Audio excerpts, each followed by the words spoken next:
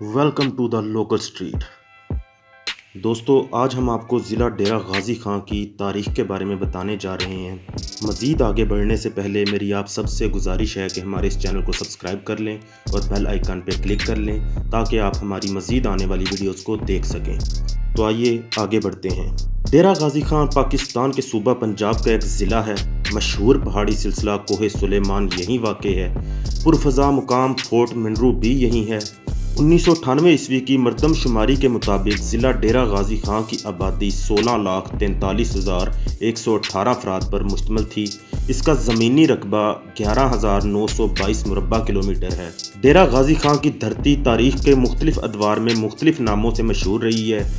15ویں صدی عیسوی میں بلوچ قبائل نے اس دھرتی کو اپنا مسکن بنایا۔ ایک ممتاز بلوچ سردار میر حاجی خان میرانی نے اپنے لاڑلے بیٹے غازی خان کے نام پر دریائے سندھ کے مغربی کنارے پر ڈیرہ غازی خان کی بنیاد رکھی۔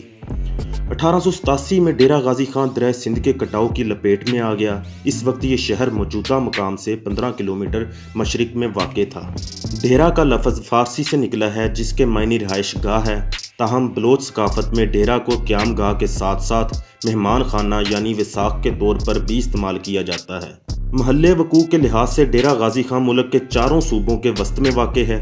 اس کے مغرب میں کوہ سلیمان کا بلند و بالا سلسلہ ہے، شمال میں تھل اور مشرق میں دریائے سندھ ٹھاٹھیں مار رہا ہے۔ آب و ہوا کے لحاظ سے سردیوں میں سرد اور گرمیوں میں گرم مربوط خطہ ہے۔ اگر ادھر کی زبان کی بات کی جائے تو علاقے کے رہائشیوں کی اکثریت سرائیکی زبان بولتی ہے، جبکہ ارد گرد کے کچھ علاقوں میں سرائیکی کے ساتھ ساتھ بلوچی زبان بھی بولی اور سمجھی جاتی ہے۔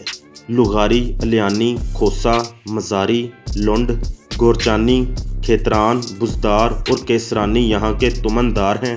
بلوچ قبیلوں کی یہ تقسیم انگریز حکمرانوں نے کی تھی۔ انہوں نے قبائلی سرداروں کو اختیارات دیے۔ عدلیہ کا کام جرگے نے سنبھالا، جس کی نشستیں ڈیرہ غازی خان کے صحت افزا مقام فورٹ منرو کے مقام پر ہوتی ہیں، جو سطح سمندر سے تقریباً 6470 فٹ بلند ہے۔ انتظامیہ کے لیے بارڈر ملٹری پولیس بنائی گئی تھی، جو انہی قبائلی سرداروں کی منتخب کردہ ہوتی تھی۔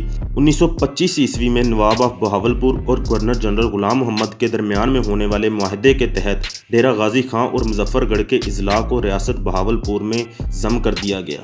تاہم 1982 میں ڈیرہ غازی خان، مظفر گڑھ، لیا، راجن پور وغیرہ کو بہاولپور سے علیحدہ کر کے ملتان ڈویژن میں ضم کر دیا گیا۔ بعد میں اس شہر کو منفرد اور نقشے کے مطابق آباد کرنے کا منصوبہ تیار ہوا۔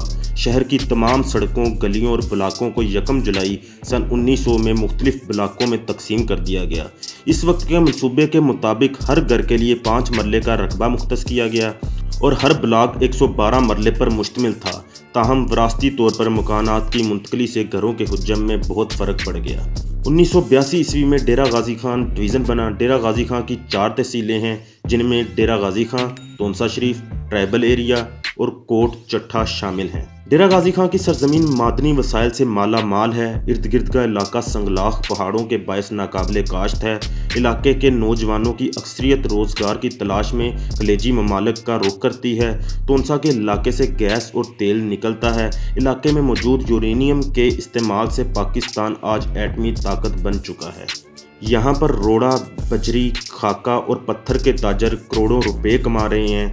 الغازی ٹریکٹر پلانٹ، فیڈ ٹریکٹر اور ٹی جی سیمنٹ اسی علاقے کی پہچان ہے۔ اندرون ملک سفر کے لیے ریل، بسوں اور ویگنوں سے ملک کے چاروں صوبوں سے رابطہ کیا جا سکتا ہے۔ چلتن ایکسپریس کوئٹہ سے لاہور، لاہور سے کوئٹہ کے لیے براستہ ڈیرہ غازی خان چلتی ہے۔ خوشحال خان خٹک ایکسپریس کراچی سے پشاور اور پشاور سے کراچی براستہ ڈیرہ غازی خان ہی چلتی ہے۔ چونکہ ڈیرہ غازی خان پاکستان کے چاروں صوبوں کے سنگم پر واقع ہے، جس کی وجہ سے یہاں ہر صوبے کے لوگ رہتے ہیں۔ کوئٹہ روڈ پر سخی سرور سے پہلے جدید ایئرپورٹ تعمیر کیا گیا ہے، جہاں سے کراچی، لاہور، اسلام آباد اور دبئی کے لیے پروازیں چلتی ہیں۔ اگر تعلیم اور کھیل کی بات کی جائے تو کوئٹہ روڈ پر ہی تقریباً 85 کلومیٹر کے فاصلے پر جنوبی پنجاب کا سرد ترین تفریحی مقام فورٹ منرو ہے۔ شہر میں تفریحی سہولتوں کے لیے سٹی پارک، غازی پارک، وائلڈ لائف پارک، چند کھیل کے میدان اور آرٹ کونسل ہے۔ بلدیہ کی لائبریری میں کتب کا بہت بڑا ذخیرہ ہے۔ علاقے کے لوگ بشمول خواتین تعلیم کے حصول میں بہت دلچسپی رکھتے ہیں۔ شہر میں لڑکوں اور لڑکیوں کے لیے علیحدہ ایلیمنٹری کالجز ہیں۔ 3 سال diploma of associate engineers کے لیے سخی سرور روڈ پر انسٹیٹیوٹ آف ٹیکنالوجی قائم کیا ہوا ہے، جبکہ لڑکوں اور لڑکیوں کے لیے علیحدہ فنی اور پیشہ ورانہ تعلیمی ادارے موجود ہیں، جن میں ریلوے روڈ پر واقع government technical training institute of government vocational institute برائے خواتین، گورنمنٹ انسٹیٹیوٹ آف کامرس برائے خواتین اور ایگریکلچر اسکول وغیرہ شامل ہیں۔ شہر میں private law colleges, private homeopathic college, computer کے درجنوں تربیتی ادارے اور درجنوں پرائیویٹ اسکول بھی موجود ہیں۔ اگر ڈیرہ غازی خان کے کھانوں کی بات کی جائے تو روایتی طور پر مقامی لوگ ناشتہ میں حلوہ پوری، دوپہر کو سری پائے شوق سے کھاتے ہیں۔ کچھ عرصہ پہلے تک گھروں میں ڈرائنگ روم یا بیٹھک نہیں ہوتی تھی، بلکہ گھروں کے آگے یا چوک میں رکھی ہوئی بڑی بڑی چارپائیاں، جنہیں مقامی زبان میں ہماچا کہتے ہیں، ڈرائنگ روم یا بیٹھک کے نیب البدل کے طور پر استعمال ہوتی تھیں، جن پر بیٹھ کر رات گئے تک گپ شپ اور حال و احوال کرنا مقامی لوگوں کے مزاج اور ثقافت کا حصہ تھا۔ مگر بدلتے زمانے کے ساتھ ساتھ ثقافت کو بھی نئے دور کے مطابق ڈھالا جا رہا ہے۔ چارپائی اور ہماچے کی جگہ اب ڈرائنگ رومز اور بیٹھکوں نے لے لی ہے۔ اور آخر میں اگر ہم ڈیرہ غازی خان کے مسائل کی بات کریں تو اس شہر میں زیر زمین پانی کافی کڑوا ہے۔ پینے کا صاف پانی ڈیرہ غازی خان کا ایک سنگین مسئلہ رہا ہے۔